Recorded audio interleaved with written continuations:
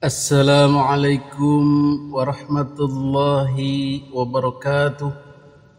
Bismillahi alhamdulillah wassalatu wassalamu ala rasulillah Muhammadin ibni Abdillah wa man tabi'ahu wa mawalah amma ba'du. Hadirin para netizen yang dimuliakan Allah subhanahu wa ta'ala, pada kesempatan video kali ini kita akan melihat bagaimana Indonesia tanpa dominasi habaib Ba'alwi. Bagaimana muslimin pribumi Indonesia keadaannya atau penampakannya ketika habaib tidak lagi dijadikan sebagai orang termulia. Artinya habaib dianggap sama saja dengan kiai-kiai kampung, sama saja dengan ustadz-ustadz biasa yang tidak perlu dibuat tidak perlu dibuat mewah, tidak perlu dibuat luar biasa. Bisa enggak? Jadi sebenarnya gerakan ini adalah bukan gerakan mengusir Habib, bukan gerakan membenci Habib, tetapi gerakan penyamarataan derajat muslimin baik luar maupun dalam, baik orang Yaman maupun orang Indonesia.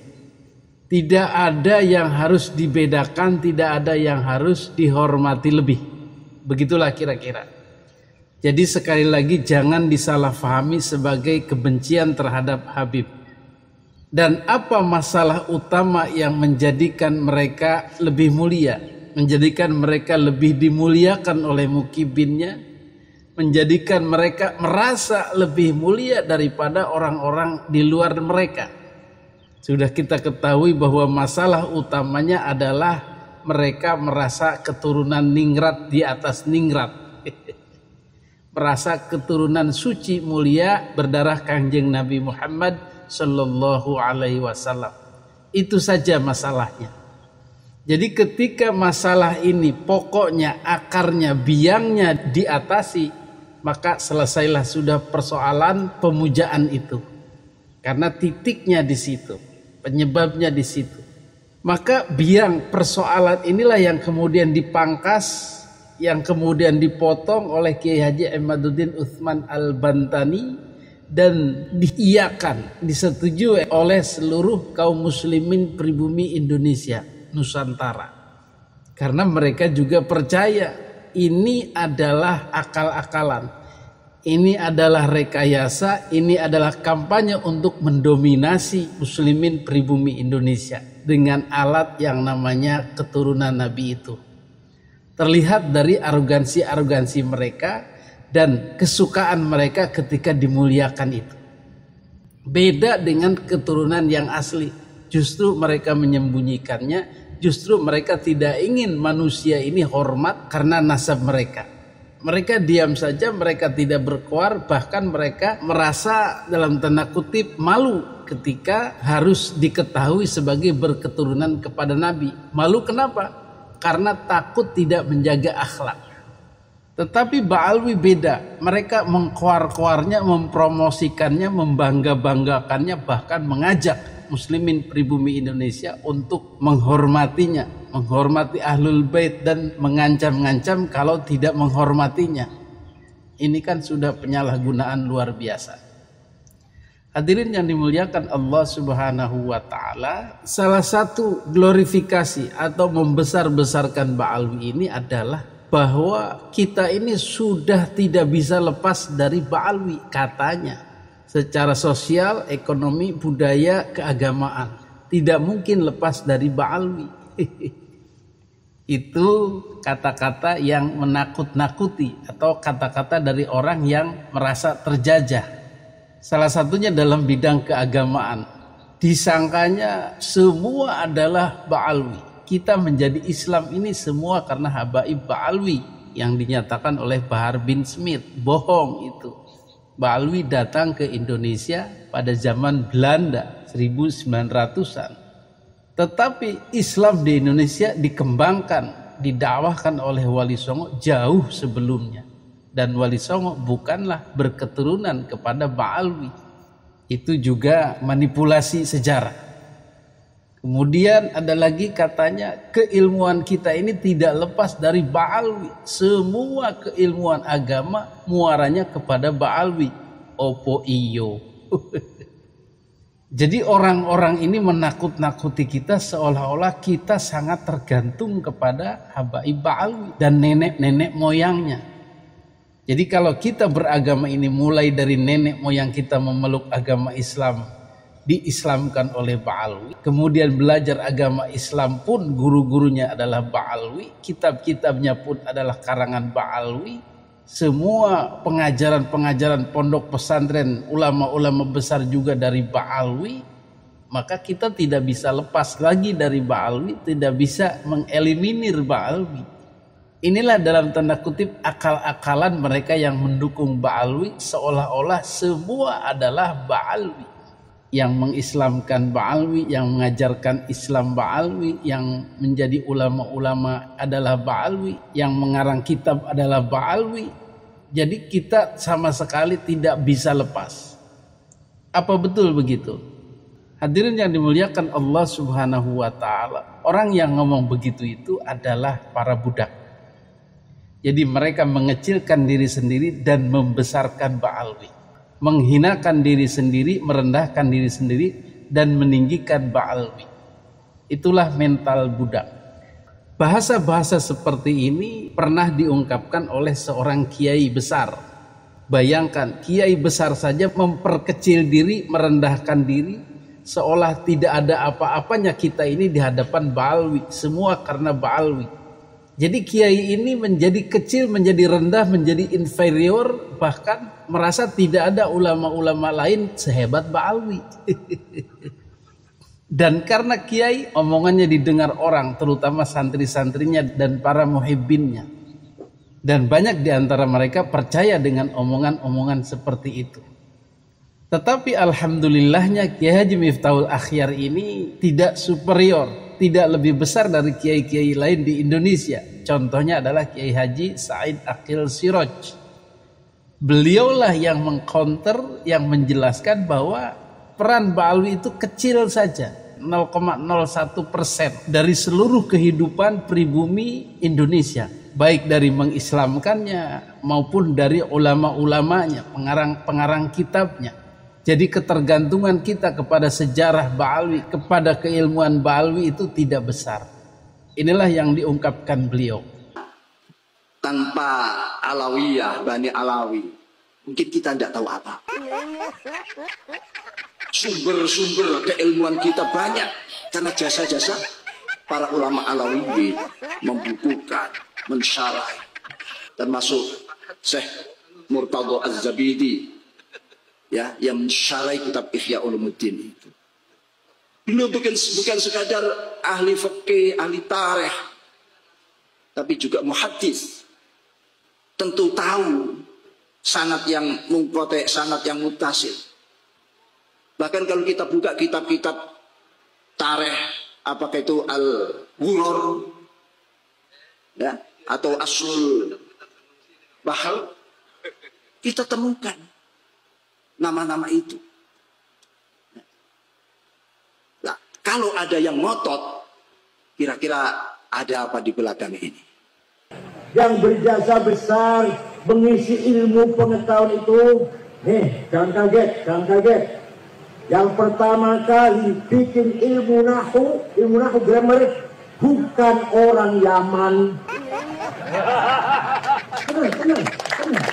Namanya Imam Amr bin Umbul atau Imam Sibaweh, orang Persia, orang Ajam. Yang pertama kali gawe ilmu balaghah, kesusastraan bahasa Arab, ma'ani, bayan, badi', itu supaya bahasa Arabnya bagus seperti Quran. Imam Amr bin Ubaid, bukan orang Yaman. Yang pertama kali gawe ilmu tajwid, idhar, idgham, ikhfa, iqlab, qalqalah, madlazim, majaiz, matobi'i. Namanya Imam Abu Ubaid Qasim bin Salam, wafat tahun 224, bukan orang Arab. Yang sing gawe titik, titik siji ngisor, titik dua dhuwur, titik tiga dhuwur, jim titik tengah siji, hak non titik, namanya Abul Aswad Ad-Du'ali, bukan orang Arab. Tinggal harokat fathah, domah, kasroh, fathaten, domaten, kasroten, tasdid, sukun, bukan orang Yaman. Namanya Imam Khalil bin Ahmad Al-Farahidi, orang Farhad. Kalau mana Afghanistan, bukan Yaman. Sing gawe ilmu usulul fiqh, piye caranya memahami Quran hadis, Imam Syafi'i, Abu Abdullah Muhammad bin Idris bin Uthman bin Abbas bin Syafi' bin Ubaid bin Abdul Aziz bin Abdul Muttalib, bukan orang Yaman, orang Gaza Palestina. Saya kira di gempur nang Israel, Imam Syafi'i. Abu Hanifah mazhab Hanafi, bukan orang Yaman. Ahmad bin Hambal, bukan orang Yaman. Imam Malik dan seterusnya. Orang Yaman ada, orang Yaman sing mensyarahi Ihya Ulumuddin, Ittihad Sadah, itu orang Yaman tuh, orang Yaman. Tapi kebanyakan ulama bukan orang Yaman. Imam Ghazali, ahli fiqh, ahli ilmu kalam, teologi, ahli filsafat, tasawuf, sufi besar, tokoh sufi besar, Al-Ghazali, karangannya Al-Wajiz, Al-Wasit, Al-Basit, Al-Iqtisad, Bijamul Awam, Al-Arba'in, Al-Mankhul, Al-Qiyas, Al-Mustasfa, Maqasid Falasifah, Tahafutil Falasifah, Minhajul Abidin, Adabud Dunya Waddin, puncaknya Ihya Ulumuddin. Bukan orang Yaman, orang kota Kudus, provinsi Khurasan. Orang berjarah tinggalin untuk kuburannya ke Khurasan Iran. Masya Allah. Ya, siapa lagi? Masuk aja takon. Jadi rata-rata ulama tuh orang ajam. Ya ada yang bukan ajam sedikit, ada. Rata-rata orang ajam. Yang pertama kali gawe ilmu kalam, sifatnya Allah, orang puluh, wajib, semua orang puluh, ilmu kalam namanya Wasil bin Atha, bukan orang Yaman. Paham? Ya, oleh karena itu, sekarang tinggal ulama Jawa. Ulama Jawa. Orang yang menyatukan dua tarekat. Tarekat Abdul Qadir Al-Jailani Qadiriyah disatukan dengan tarekat Ahmad Bahar Naqsyabandiyah. Dijadikan satu. Dua tarekat jadi namanya siapa? Syekh Ahmad Khotib Sambas, Kalimantan Barat. Kalimantan Barat orang Sambas, tapi di Mekah, wafat di Mekah. Kitabnya namanya Fathul Arifin. Orang mana itu? Sambas. Orang yang telaten ngajari fikih, Sapinah, Syarah Sulam, Izan Darori, Nihyatul Zain, Tafsir Munir, Syekh atau Kiai Muhammad Nawawi bin Umar Al-Bantani, kakeknya Ki Ma'ruf Amin, kakeknya Wapres. Orang mana itu? Nah, ada Syekh Mahfud Termas. Syekh Mahfud Termas Pakistan ke Mekah, pulang ngarang kitab namanya Manhajul Nazar, ilmu mustalah hadis. Sampai saiki, sampai sekarang kitabnya dipakai di Al-Azhar Mesir, menjadi kitab pokok di Al-Azhar Mesir. Bukan orang Yaman. Orang mana?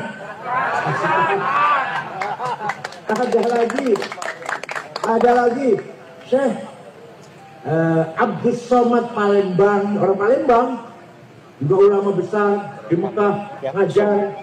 Syekh Yasin Padang baru wafat tahun 90.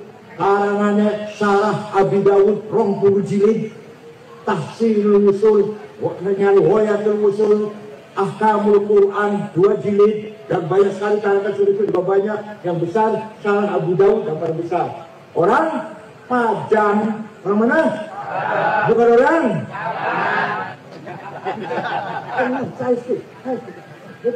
Saya mau tanggung jawab.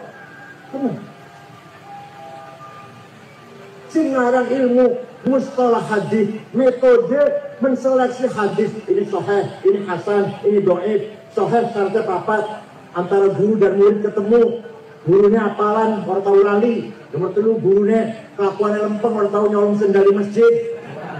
Nomor kawan adil, harus sahih. Kurang 1 hasan, kurang 2 dhaif, dhaifah, maktu, munqati, mursal, mu'allal. Sing pertama kali ngarang metode ngoten niku namine Syihabuddin Romahurmuzi. Bukan orang Romahurmuz yang punya tafsir 32 jilid namanya tafsir Al-Mafatihul Ghaib. Saya baca setiap malam Jumat dan malam Senin di YouTube, ada di YouTube tuh. Saya baca itu tafsir paling angel. Namanya Muhammad bin Umar Fakhrur Razi dari kota Roy. Razi itu Roy, kota Roy. Di Tahran kan, di Tahran, di Iran. Bukan orang? Sing pertama kali nggak ada tafsir sempurna. Sahabat Ibnu Abbas ndamel tafsir tapi bukan sempurna, hanya 2 jilid. Sing pertama kali ulama ndamel tafsir sempurna 10 jilid. Imam Ja'far Ibnu Jarir At-Tabari, orang Tabaristani. Jadi jelaslah sekarang bahwa bahasa-bahasa itu adalah bahasa-bahasa manipulasi, bahasa-bahasa pembohongan, bahasa-bahasa pembodohan dalam rangka membela tuan, mengagungkan bangsa lain dan mengecilkan bangsa sendiri atau orang di luar Ba'alwi. Ini kalau dipikir-pikir jahat juga ya. Untung ada Kiai Haji Said Akil Siraj yang ya netral lah begitu. Beliau apa adanya bahwa keilmuan kiai-kiai di Indonesia ini tidak tergantung kepada Ba'alwi. Dan oleh karena itu maka dalam tanda kutip mengeliminasi Ba'alwi dari kehidupan keagamaan di Indonesia mudah saja sebenarnya. Asal tidak menganggap berlebih ya sudah beres. Asal tidak dikasih panggung berlebih ya sudah beres. Asal tidak dieluk-elukan ya sudah beres. Asal tidak disembah-sembah, dicium-cium kaki ya sudah beres. Mereka akan lemes dengan sendirinya. Mereka akan layu dengan sendirinya. Karena apa? Karena pupuknya itu sudah tidak ada lagi. Bahan bakarnya itu sudah tidak ada lagi. Mungkin mereka akan kembali berjualan minyak wangi, berjualan kain, bertani dan lain sebagainya. Kecuali memang di antara mereka ada alim ulamanya yang tidak pernah menyentuh-nyentuh masalah nasab, tidak pernah membanggakan nasab, menjadi ulama panutan, menjadi kiai, yaitu sama dengan kiai-kiai pribumi Indonesia. Normal saja akhirnya. Itulah target yang kita inginkan, bagaimana Ba'alwi ini menjadi manusia normal, menjadi entitas muslim di Indonesia yang biasa saja seperti keturunan-keturunan lain, keturunan Arab, keturunan Pakistan, keturunan India, keturunan Tionghoa dan lain-lain. Mereka tidak ada perlakuan khusus, tidak ada kedudukan khusus. Begitu. Mudah-mudahan perjuangan kita ini diridhoi oleh Allah Subhanahu wa taala dan dimuluskan jalannya. Amin amin ya Allah ya rabbal alamin. Hadanallahu wa iyyakum ajmain. Wassalamualaikum warahmatullahi wabarakatuh.